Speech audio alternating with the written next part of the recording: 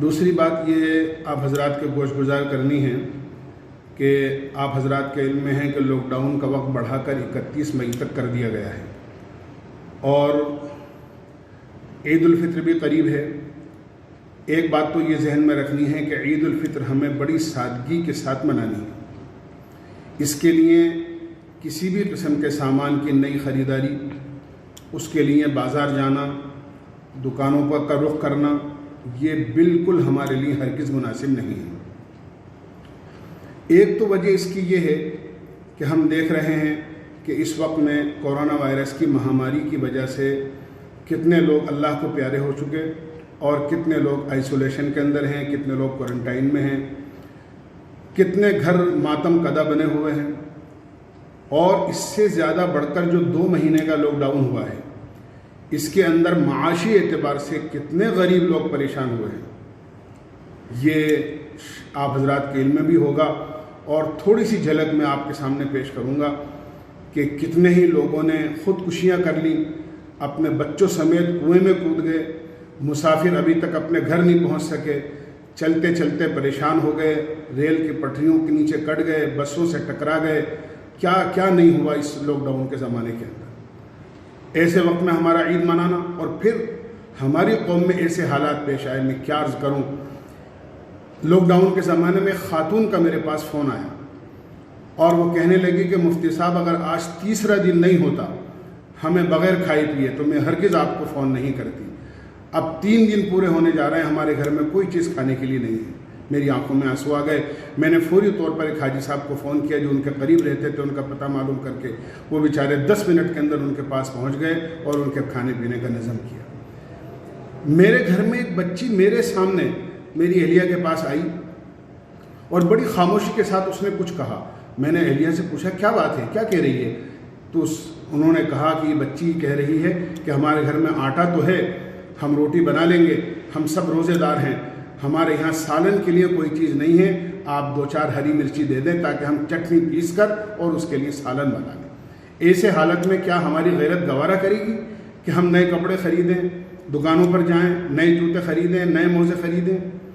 ہمیں ہرگز گوارا نہیں کرتا ہے، یہ زیب نہیں دیتی یہ بات کہ ہم نئی خریداری کریں، بلکہ ان حالات کے اندر بڑی سادگی کے ساتھ عید منائیں اور جو پیسہ بچے اس کو غریب لوگوں کی اور ایسے مسکین لوگوں کی اور ایسے نادار لوگوں کی جو ایسے حالات میں پریشان ہیں ان کی مدد کی جائے۔ دوسرے اس وجہ سے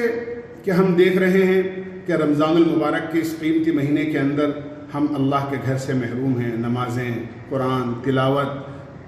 جمعہ، تراویح سب ہم نے اپنے گھروں میں رہ کر ادا کی ہے۔ لاک ڈاؤن کے 4تھے مرحلے کے اندر کچھ بلکہ بہت کچھ کھولا گیا ہے، لیکن افسوس اس بات پر ہے کہ مسجد کے دروازے ہمارے لیے نہیں کھلے، اور تعجب تو اس بات پر ہوتا ہے کہ جن کے اختیار میں کھولنا اور بند کرنا ہے ایسے حضرات کو شراب پینے اور بیچنے والوں پر تو اعتماد ہے کہ یہ لوگ قانون کی کوئی خلاف ورزی نہیں کریں گے، اس لیے ان کے لیے شراب کی دکانیں کھل گئیں۔ مسجد میں جا کر نماز پڑھنے والوں پر اعتماد نہیں ہے، اس لیے ان کے لیے مسجد کے دروازے نہیں کھولے گئے۔ خیر، ہم تو اللہ کی لکھی ہوئی تقدیر پر اعتماد کرتے ہیں، بھروسہ کرتے ہیں، اور اس کو اپنے گناہوں کی سزا اور اللہ کی طرف سے لکھی ہوئی تقدیر سمجھتے ہیں۔ اللہ ہمیں معاف فرمائے اور بہت جلدی ہمارے لیے مسجدوں کے دروازے کھولے، بس ہم تو یہی دعا کر سکتے ہیں۔ لیکن چونکہ اس وقت میں پچھلے 2 مہینے کی طرح مساجد وغیرہ پر پابندی ہے، وہاں نہیں جا سکتے، اس لیے جمعۃ الوداع اور عید سے متعلق مجھے یہ 2 گزارشات کرنی ہیں کہ گزشتہ رمضان المبارک کے 3 جمعوں کی طرح جمعۃ الوداع بھی ہمیں اپنے گھروں میں رہ کر ہی ادا کرنا ہے۔ جو شرائط ہیں جمعے کی اور جس طرح اب تک جمعہ پڑھتے چلے آئے ہیں، انشاءاللہ جمعۃ الوداع بھی ہمیں پڑھیں گے۔ ہم آپ کی یعنی اس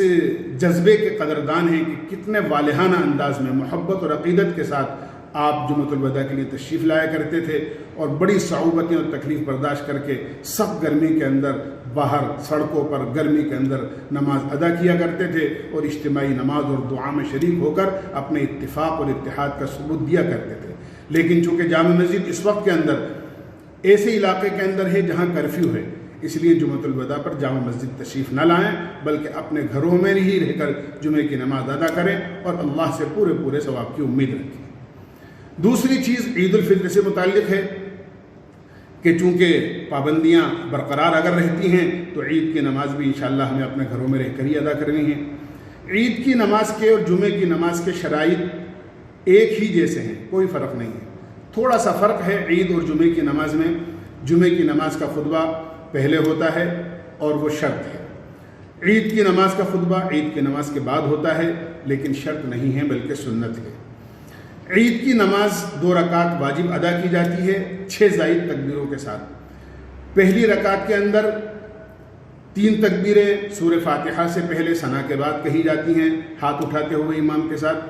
اور دوسری رکعت میں رکوع میں جانے سے پہلے قرات کے بعد ہاتھ اٹھاتے ہوئے 3 زائد تکبیریں کہی جاتی ہیں۔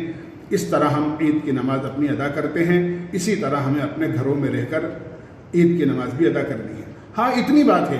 جو شرائط تعداد کے شریعت نے متعین کیے ہیں کہ اس سے کم تعداد میں جمعے کی اور عید کی نماز نہیں ہو سکتی ہے، لہذا اگر وہ تعداد آپ کے گھر میں مکمل نہیں ہے تو آپ اپنے آس پڑوس کے گھر سے وہ تعداد مکمل کر لیں، بھیڑ جمع نہ کریں، سوشل ڈسٹینسنگ کا پورا خیال رکھیں۔ عید کی نماز کے بعد میں آپ کسی قسم کا مصافحہ اور معانقہ نہ کریں، بلکہ اگر کسی کو مبارکباد پیش کرنی ہو تو فون کے ذریعے سے، یا خالی قریب ہو تو سلام کے ذریعے سے آپ زبانی طور پر پیش کر لیں۔ اس کا ہمیں پورا خیال رکھنا ہے۔ جامع مسجد سے ہم نے ایک لیٹر بھی شائع کیا ہے، اس میں پوری تفصیل لکھی ہے، اس کو بھی پڑھ لیا جائے نماز اور جمعۃ الوداع سے متعلق۔ اللہ تعالی ہمیں عمل کی توفیق نصیب فرمائے۔